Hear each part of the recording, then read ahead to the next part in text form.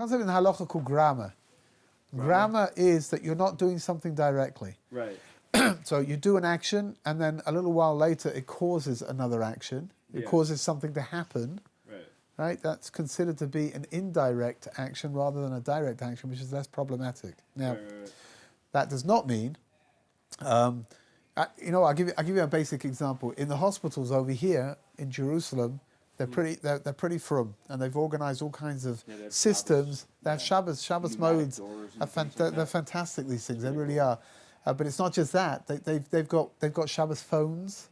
Oh which is it's a grammar, which means that you punch in the number that you want, but it doesn't go through immediately unless obviously if there's an emergency of some kind, for sure use a different phone. But the Shabbos phone is a grammar phone, and you punch in the number, and there's a delay. Grammar means a delay.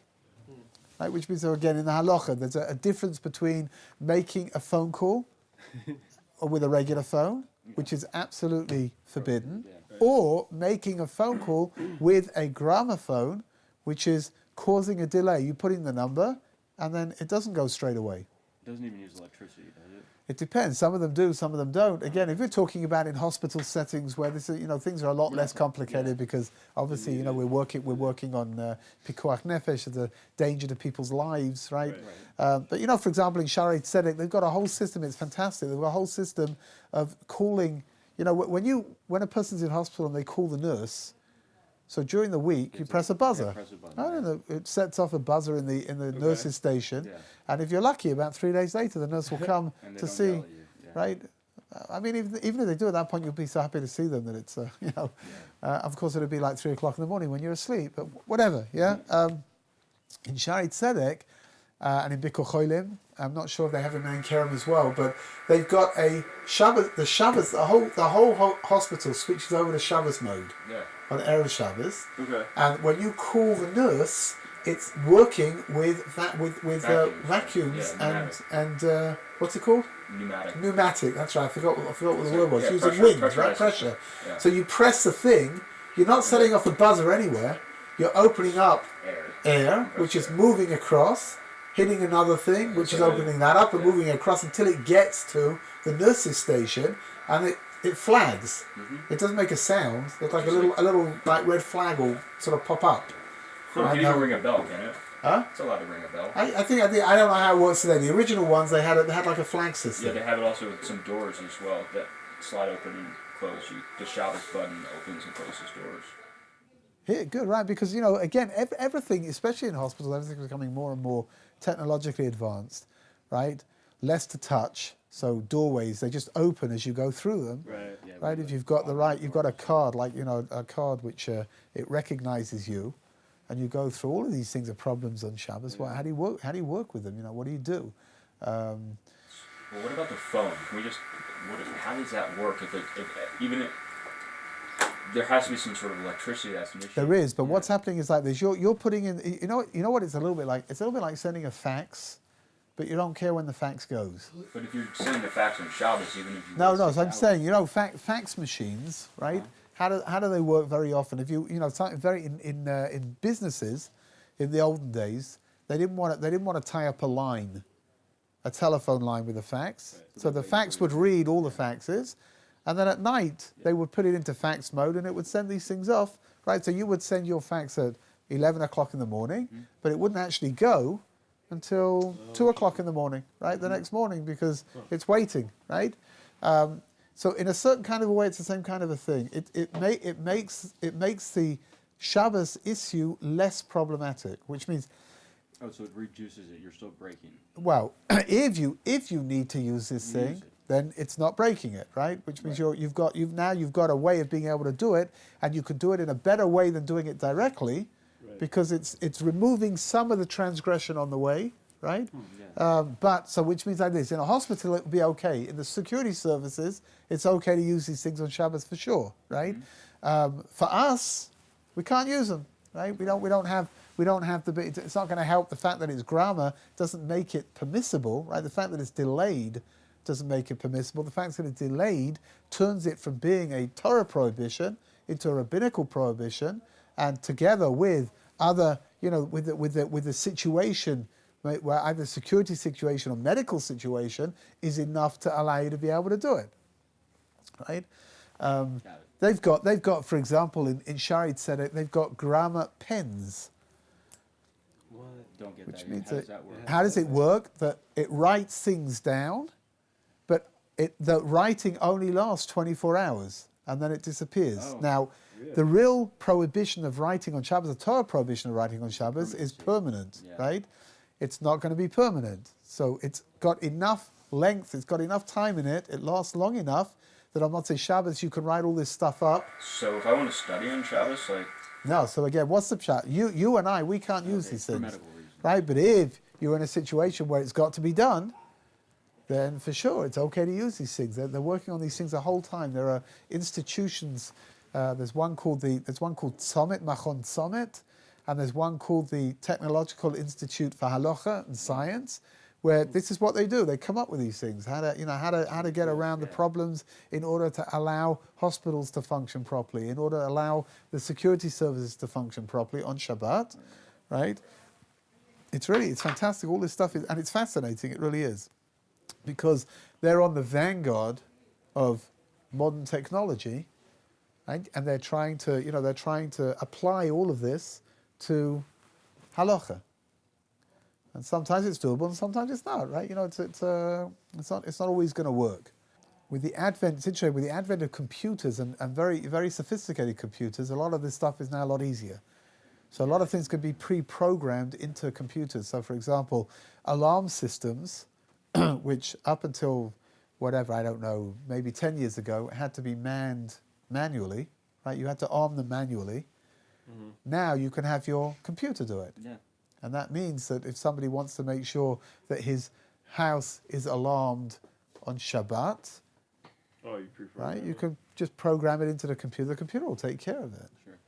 is it better to use one of those pens that writes and disappears, or would it be better to actually use like a translation program and just talk into a computer and have it write for you? Oh, interesting. I mean, either For way, what? you're What? still What? really writing for medical reasons. For which is- medical. yeah. I think for medical reasons, it would probably be better to use a pen simply because these things are notoriously quirky. Okay.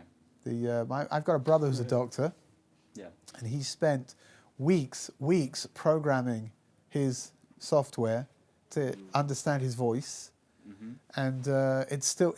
He says it's not These days, accurate. though, it's very accurate. Oh, really? Within the last 3 or 4 years, they've. Oh, okay, it's- because it's he said he said especially when you're in a hurry, there's Yeah, an if you're not speaking emergency clearly. that's brewing, and you're not speaking clearly.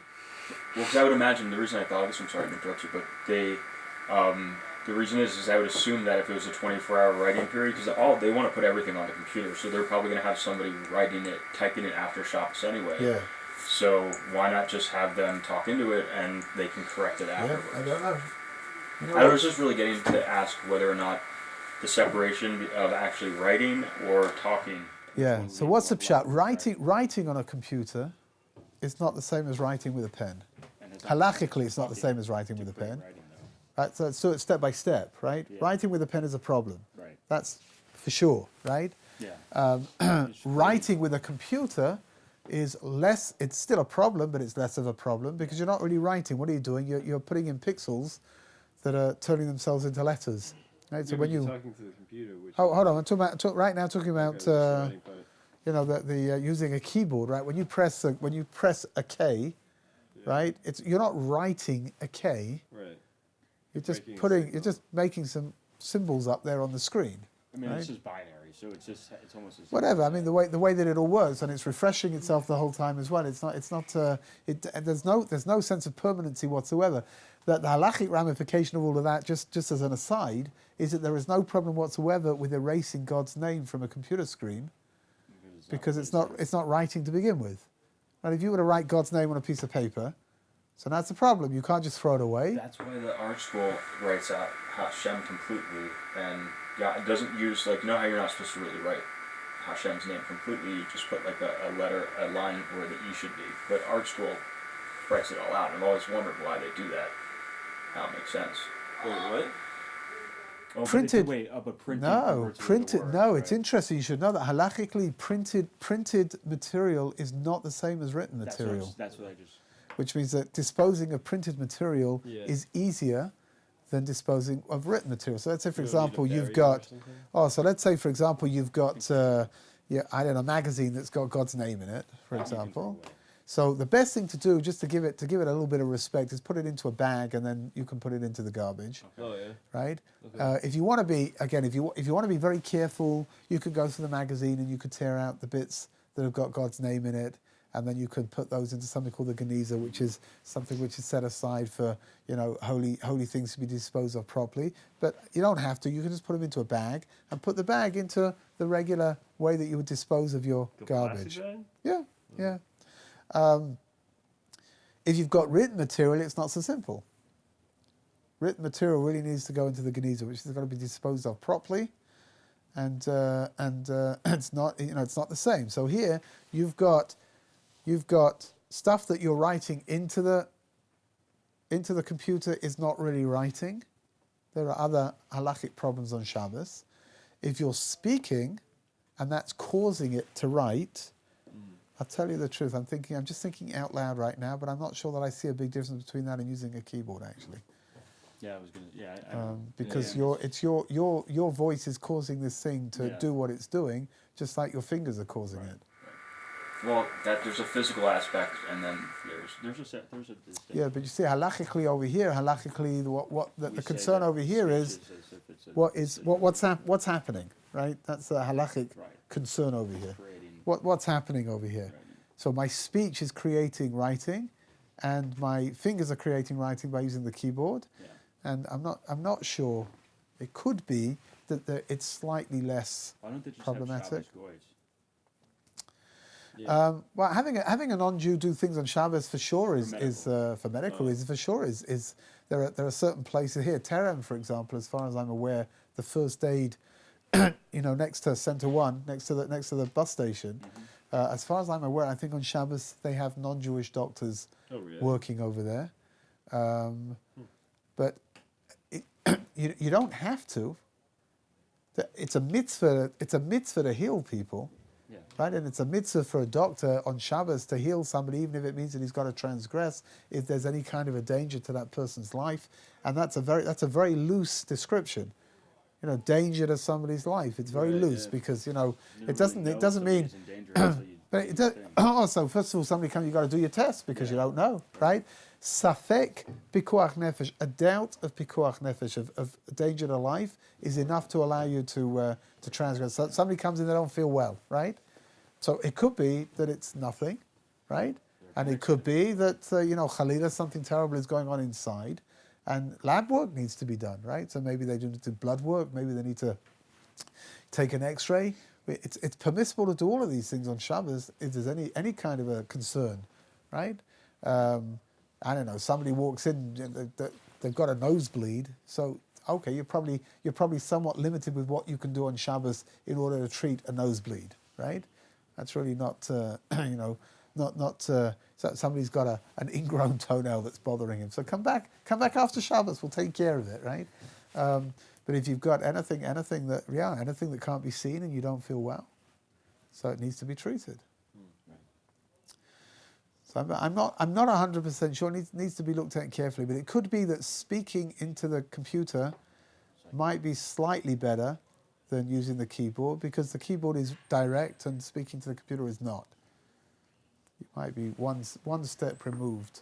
Yeah, which is interesting. Some people get so absorbed in the notes they're not really listening anymore.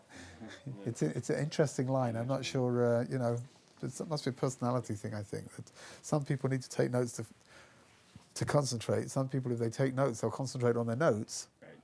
and they're missing half of what it is that's being told of them.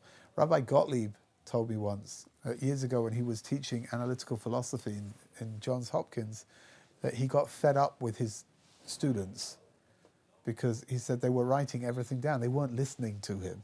Yeah. They were just writing. So he said that he gave a class once. He said it was complete nonsense, which I'm not 100% sure in philosophy how you, what turned it from being a regular class into complete nonsense. I don't know, but whatever. He said he gave this class, and he said everybody's just writing it down. Like nobody stopped and saying, hold on a second, that doesn't make any sense. Right? It's just writing it down. So at the end of the class, he said, look, he said, I don't understand you people. He said, it didn't make any sense what I just told you. And he said he was half expecting half of them to be writing, this doesn't make any sense what I just told you. They just write it down, right? So I don't know, writing down definitely has its, for some people it's good and for some people it's not so good.